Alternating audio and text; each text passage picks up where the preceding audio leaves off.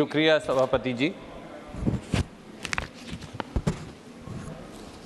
कृषि एवं किसान कल्याण शब्द तो बहुत अच्छे लगते हैं, पर 10 साल से भारतीय जनता पार्टी की सरकार ने कृषि एवं किसान कल्याण को शकुनी की चौपड़ का मोहरा बना रखा है। वक्त की मांग है कि 72 करोड़ देश के अन्नदाता किसानों और खेत मजदूरों को कौरवों के इस चक्रव्यूह से अब निजात दिलवाई जाए।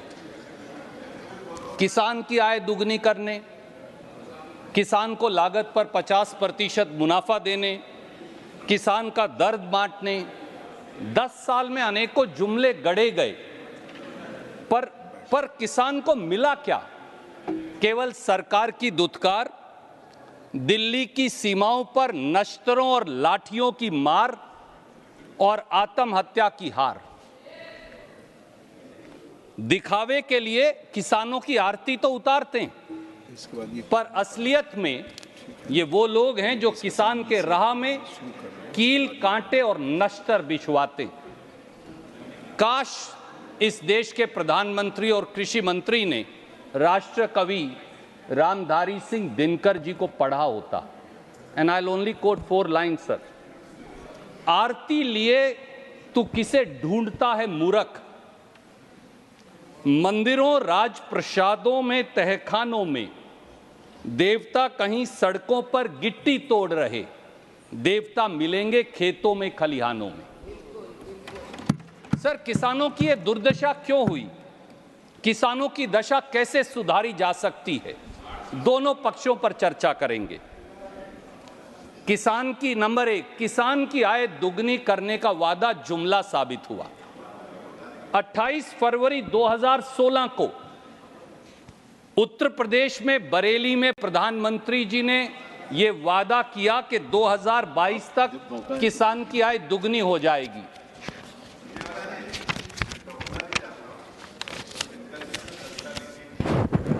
खिलाफ लिखी थी आपातकाल को हटाने के लिए।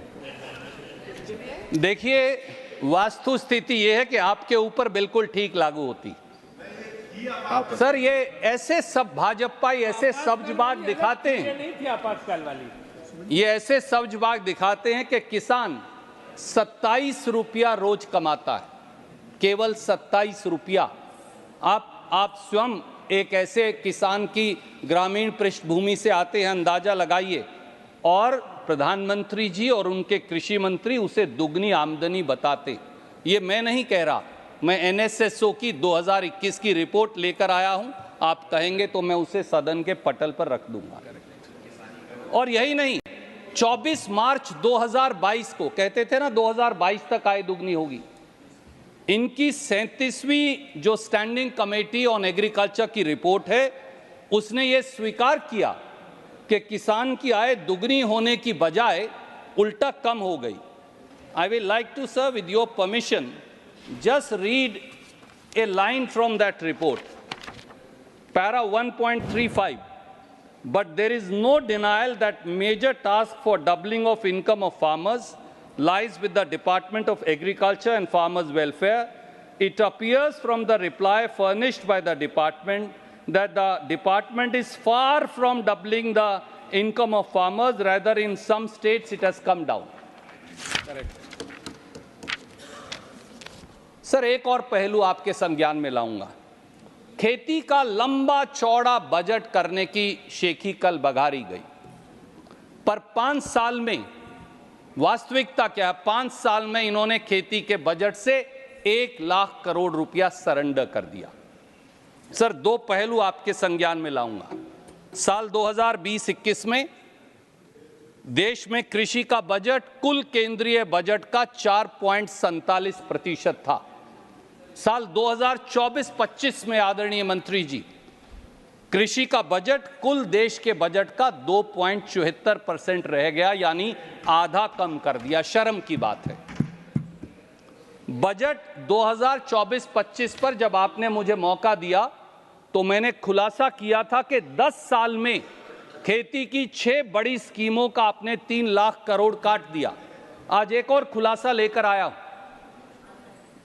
उस पिछले वाले का ना कृषि मंत्री ने जवाब दिया, ना वित्त मंत्री ने जवाब दिया। अब एक और नया खुलासा लेकर आया हूं जो इनकी खेती विरोधी मानसिकता को दिखाता है।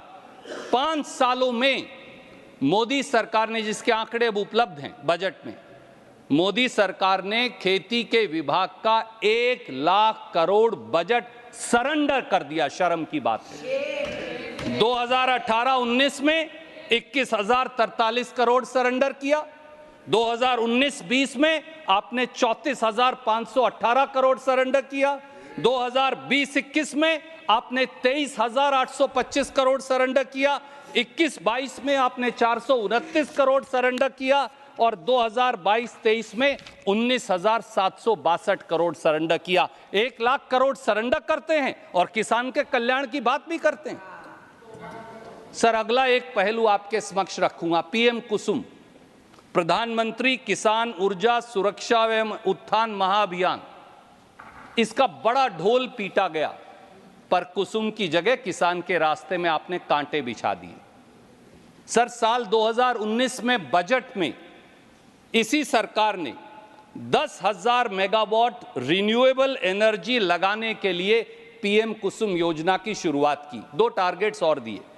कहा गया कि 17.5 लाख सोलर एग्रीकल्चर पंप लगाए जाएंगे। यह भी कहा गया कि 10 लाख किसानों के बिजली ट्यूबवेल को भी सोलर ट्यूबवेल में बदल दिया जाएगा। कल मैंने, आदरणीय मंत्री जी, आपकी वेबसाइट देखी और पीएम कुसुम के आंकड़े निकाले। आप भी चौंक जाएंगे। इनकी वेबसाइट पर कल शाम तक जो लिखा, मैं कॉपी लेकर आया हूं, कहेंगे तो ऑथेंटिकेट कर दूंगा। सिर्फ 1,61,640 इंडिविजुअल सोलर पंप सैंक्शन 5 साल में किए, 2019 से 30 जून 2024 तक, और लगाए कितने? 2,644। 2,644 पंप लगाकर कहते हैं देश के किसान की हालत बदल जाएगी। 72 करोड़ किसानों की। दूसरा, 17.5 लाख कहा था सोलर एग्रीकल्चर पंप लगाएंगे, सैंक्शन किए 13,54,315 और लगाए कितने? 3,97,437, केवल 22%। 72 करोड़ किसानों के लिए 4 लाख सोलर पंप लगाकर अपनी पीठ थपथपा रहे हैं। तीसरा, 10,000 मेगावाट बोलते हैं कि सोलर कैपेसिटी लगाएंगे, सैंक्शन की 8,112 मेगावाट और लगाई कितनी? 256 मेगावाट। शर्म की बात है कि यह अपने आप में किसान से क्रूर मजाक है। यह कुसुम की जगह कांटे बोना नहीं तो क्या है? एक और पहलू, कल वित्त मंत्री जी ने एग्रीकल्चर इंफ्रास्ट्रक्चर फंड को लेकर बड़ी बड़ी बातें की, उसकी ढोल की पोल भी खुली हुई। बजट 2020 में 15 मई 2020 को पहली बार आपकी सरकार ने 1 लाख करोड़ के एग्रीकल्चर इंफ्रास्ट्रक्चर फंड की घोषणा की। बड़ी बड़ी प्रेस वार्ताएं की, अखबार में इश्तेहार दिए, खबर छपी। वित्त मंत्री जी ने कल क्या कहा? खुद मान लिया कि 35,000 करोड़ के प्रोजेक्ट एग्रीकल्चर इंफ्रास्ट्रक्चर फंड से सैंक्शन किए हैं 5 साल में, यानी 65,000 करोड़ तो पहले दिन ही छोड़ दिए। 5 साल में केवल 35,000 करोड़। अब क्योंकि उन्होंने वहां वर्ड सैंक्शन इस्तेमाल किया था तो मैंने जाकर फिर चेक किया तो पता चला वो यहां भी हमें असत्य बोलकर चली गई, क्योंकि उन्होंने ये छिपा लिया कि उस 35,000 करोड़ के सैंक्शन प्रोजेक्ट में केवल 25,504 करोड़ ही जारी किए हैं। 5 साल में 5,000 करोड़ जारी करते हैं एग्रीकल्चर इंफ्रास्ट्रक्चर फंड के नाम पर और 72 करोड़ किसानों के कल्याण की बात करते हैं। इससे क्रूर मजाक कोई हो सकता है? एक और पहलू, कल पीएम फसल बीमा योजना के बारे में बड़े बड़े कसीदे पढ़े गए। पीएम फसल बीमा योजना इस देश की सबसे बड़ी प्राइवेट इंश्योरेंस कंपनी मुनाफा योजना है। उपसभापति जी, साल 2016-17 से, और मैं इसलिए इनके एग्रीकल्चर मिनिस्ट्री का आंकड़ा ले आया, साल 2016-17 से 30 जून 2024 तक पीएम फसल बीमा योजना का प्रीमियम कितना दिया मंत्री जी? 2,29,789 करोड़ या 2,30,000 करोड़ मान लीजिए। और बीमा कंपनियों को मुनाफा कितना हुआ? 63,648 करोड़, यानी किसान को क्लेम कम और बीमा कंपनी को ज्यादा। बीमा कंपनियां 63,648 करोड़ कमाती हैं और मोदी सरकार अपनी पीठ थपथपाती है। ये किस प्रकार की स्कीम है? सर, एक और पहलू, मोदी सरकार खेती को बंधक बनाने के लिए पहले 3 खेती विरोधी काले कानून लाई और फिर एमएसपी पर खरीद ही नहीं करवाई। यहां एमएसपी की बड़ी चर्चा हुई। एक सवाल के जवाबों को आपदा में अवसर तब्दील करने के लिए यही सरकार 3 कृषि विरोधी काले कानून लाई। लाखों किसान दिल्ली के दरवाजे पर 1 साल से ज्यादा पड़े रहे, धूप में, गर्मी में, बारिश में। आपने भी उनकी व्यथा महसूस की होगी, उनका दर्द जरूर महसूस किया होगा। 700 किसान शहीद हो गए। उनकी शहादत को संसद के अंदर संवेदना प्रकट करने से इनकार कर दिया गया। किसान तड़प तड़प कर केवल न्याय मांगने आया था, दिल्ली के दरवाजे पर दस्तखत देकर हक मांगने आया था, लाल किले पर कब्जा करने नहीं आया था। पर कानून तो वापस लिए। एमएसपी की गारंटी का वादा जो किया था वो आज तक पूरा नहीं हुआ। और आज मैं आपसे एक कहूंगा, किसान एमएसपी की गारंटी क्यों मांगता है? क्या जरूरत है एमएसपी की गारंटी की? कारण बड़ा साफ है, क्योंकि मोदी सरकार, भाजपा सरकार, एनडीए सरकार घोषित एमएसपी पर, जो एमएसपी आप निर्धारित करते हैं, उस पर आप फसल खरीदते ही नहीं। यह दुर्भाग्य है इस देश का। तो एमएसपी का फायदा क्या है? और यह मैं नहीं कह रहा, सदन के पटल पर मैंने सवाल पूछा और 6 दिन पहले राज्यसभा में उस सवाल का जवाब आया। उस जवाब ने इस ढोल की पोल खोल दी और ये वो जवाब है sir. This is unstarred question number 483 answered on 26 July 2024 by the honourable agriculture minister. इन्होंने बताया, क्योंकि मैंने पूछा था कि कितनी रबी 2023-24 की फसल पैदा हुई, आपने कितनी एमएसपी पर खरीदी। मैं वो पढ़कर बताना चाहता हूं। गेहूं 2023-24 रबी में 1129 लाख मीट्रिक टन पैदा हुई, आपने खरीदी, आपका जवाब है 262 लाख टन, यानी 23%। बाकी कहां जाएं? आप एमएसपी पर खरीदते ही नहीं। आप रखते होंगे, आप बहुत बड़े किसान हैं ना। जो 16,53,000 टन पैदा हुई, ये मंत्री जी ने बताया। एमएसपी पर कितनी खरीदी? 0, एक दाना नहीं खरीदा। मैं नहीं कह रहा, आपका जवाब है। चना जो आप भी उगाते हैं, मैं भी उगाता हूं, इस यहां जो कृषि की पृष्ठभूमि से जुड़े लोग हैं, कहीं ना कहीं वो जुड़े हैं। 115,76,000 टन पैदा हुआ, आपने बताया खरीदा कितना? 115,76,000 टन से 43,000 टन, 0.37% एमएसपी पर खरीदा। मैं नहीं कह रहा, ये आपका जवाब है, 6 दिन पुराना। मसूर 17,54,000 टन पैदा हुई, आपने खरीदी कितनी रबी में? 2,47,000 टन, 14%। सरसों 131,61,000 टन पैदा हुई, आपने बताया खरीदी कितनी? 12,09,000 टन, 9.19%। सूरजमुखी आपके मुताबिक 51,000 टन पैदा हुई, 0% एमएसपी पर खरीदी। यह आपका जवाब है, जो 6 दिन पहले इसी सदन में आपने मुझे दिया। जब आप एमएसपी पर मेरी फसल खरीदेंगे ही नहीं, तो उस एमएसपी को खत्म करिए, उस एमएसपी को बुलडोजर के नीचे कुचलिए। उसका लाभ क्या है? सवाल बड़ा सीधा है सर। और इतना ही नहीं, एक और घोर अन्याय किसान के साथ। कृषि मूल्य आयोग से बड़ी तो कोई रिपोर्ट नहीं, उनकी ताजी रिपोर्ट में लेकर आया। कृषि मूल्य आयोग ने खुद स्वीकारा कि एमएसपी का मूल्यांकन प्रांत की लागत के मुताबिक सही नहीं है। राज्यों में फसल के उत्पादन की लागत एमएसपी से अधिक है। ये मैं नहीं कह रहा, ये एमएसपी की जो कृषि मूल्य आयोग की रिपोर्ट है, वो मैं लेकर आया हूं 2024 की 25 की इनकी, जो इन्होंने अपलोड कर रखी है। सर, इसमें उन्होंने ये माना, CACP ने 2000 इसी रिपोर्ट में 2022-23 की लागत का 2024 की रिपोर्ट में वास्तविक मूल्यांकन किया, C2 प्लस 50% पे भी नहीं, A2 प्लस FL पर।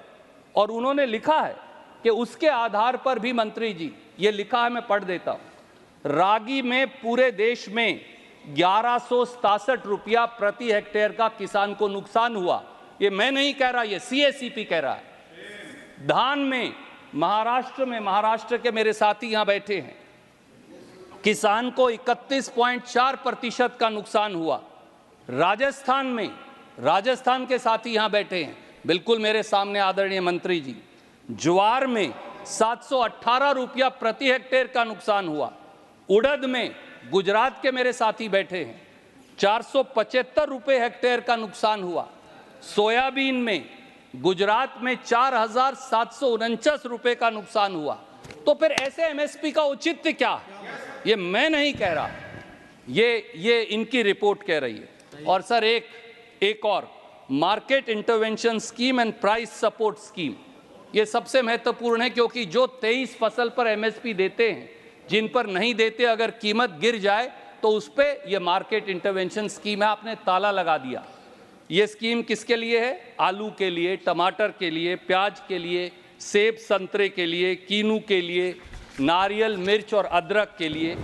2022-23 में मंत्री जी इसका बजट था 4007 करोड़। 2023-24 में आपने बजट काट कर दिया 40 करोड़, और इस साल कितना किया? 0।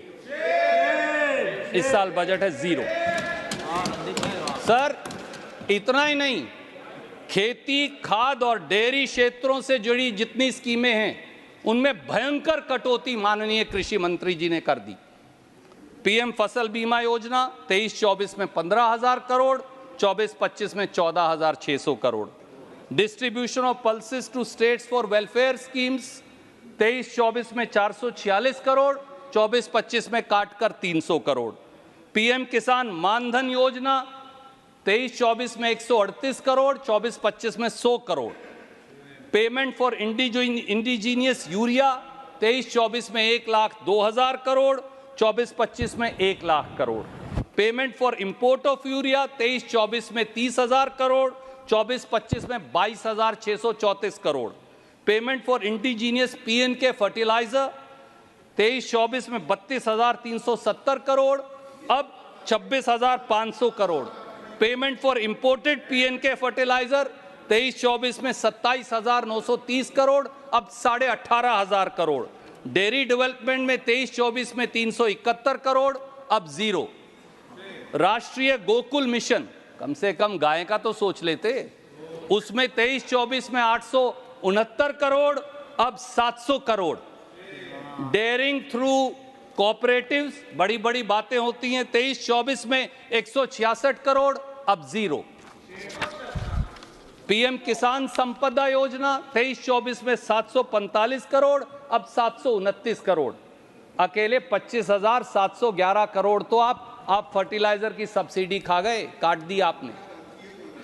और सर, मोदी सरकार में 9 साल में 1 लाख किसानों ने आत्महत्या की है। NCRB ये बोलता है 1,04,49, ये मैं नहीं कह रहा, मैं आपकी रिपोर्ट NCRB की लेकर आया हूं।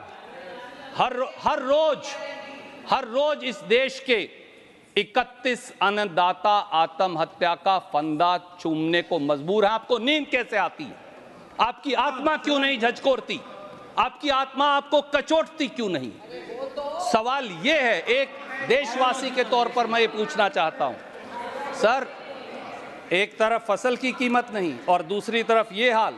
इसीलिए राहुल जी ने, खड़गे जी ने ये कहा है कि MSP की कानूनी गारंटी इसी सदन से दिलाएंगे, खेती पर गब्बर सिंह टैक्स से पीछा छुड़ाएंगे और किसान को कर्ज मुक्ति भी दिलाएंगे। हम ये करके दिखाएंगे। और हालात क्या हैं सर, कि जब लोकसभा में विपक्ष के नेता, मेरे नेता राहुल गांधी दलितों, किसानों और मजदूरों के हितों की बात उठाते हैं तो ये हमारी जात पूछवाते हैं। ये आप यहाँ की चर्चा करें, सर, लोकसभा की चर्चा नहीं, आप यहाँ की बात करें। सर जात जाननी है, आप यहाँ की बात करिए। ओके सर, जात जाननी है तो सोनीपत के खेतों में चिलचिलाती गर्मी में राहुल गांधी जी के साथ धान की पौध लगाते किसान से हमारी जात पूछिए। जात पूछनी है तो आजादपुर मंडी में आंसू बहाते हुए सब्जी वाले रामेश्वर भाई से पूछिए, जिसकी कड़ी मेहनत की जिंदगी का एक हिस्सा बांटने मेरे नेता वहां गए थे। जात पूछनी है तो सुल्तानपुर के जूती गांठने वाले हमारे मेहनतकश रामचेत भाई से पूछिए, जिसके साथ बैठकर उसकी मेहनत का पसीना बांटा था मेरे नेता ने। जात पूछनी है तो अंबाला और चंडीगढ़ के ट्रक ड्राइवरों से पूछिए, जिनकी मुश्किल जिंदगी का सुख और दुख बांटा था हमने। हमारी जात पूछनी है तो कीर्ति नगर के हमारे बड़ई भाइयों से पूछिए, करोल बाग के मैकेनिक भाइयों से पूछिए, जिनकी मेहनत का आकलन महसूस करने और समझने गए थे हमारे नेता। सत्ता के अहंकार की ऊंची अट्टालिकाओं में बैठे हुए आपको किसान, मजदूर, दलित, गरीब की आवाज सुनाई नहीं देती। काश इनको मैं फिर कहूंगा, ये फिर कहेंगे मेरे आदरणीय बड़े भाई मंत्री जी, दिनकर जी की बात सुन लेते। दोबारा याद दिलाता हूं, मूल जानना बड़ा कठिन है नदियों का, वीरों का। धनुष छोड़कर और गोत्र क्या होता है रणधीरों का।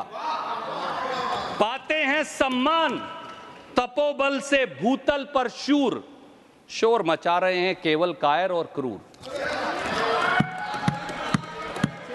सर समय आ गया है, उपसभापति महोदय, समय आ गया है कि अहंकार की रुई को अपने कानों से निकालिए। सत्ता के घमंड के पर्दों को आंखों से हटाइए। दिल पर पड़े पत्थरों को दूर करिए। थोड़ा सा किसान और मजदूर की टीस को समझने लग जाइए, ताकि किसान, गरीब, मजदूर, दलित, पिछड़ों की चित्कार आपके मन, उनकी व्यथा, उसकी चित्कार आपको सुनाई देने लगे आदरणीय मंत्री जी। वरना हम भी संकल्प लेते हैं, चलो संघर्ष आठों याम तुमसे। याम उपसभापति जी प्रहर को कहते हैं, एक दिन में 8 प्रहर है। चलो संघर्ष आठों याम तुमसे, चलो संघर्ष आठों याम तुमसे, करेंगे अंत तक संग्राम तुमसे। चलो संघर्ष आठों याम तुमसे, करेंगे संघर्ष अंत तक संग्राम तुमसे।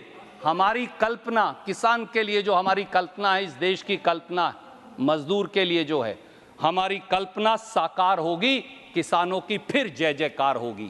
जय जवान, जय किसान। बहुत बहुत धन्यवाद।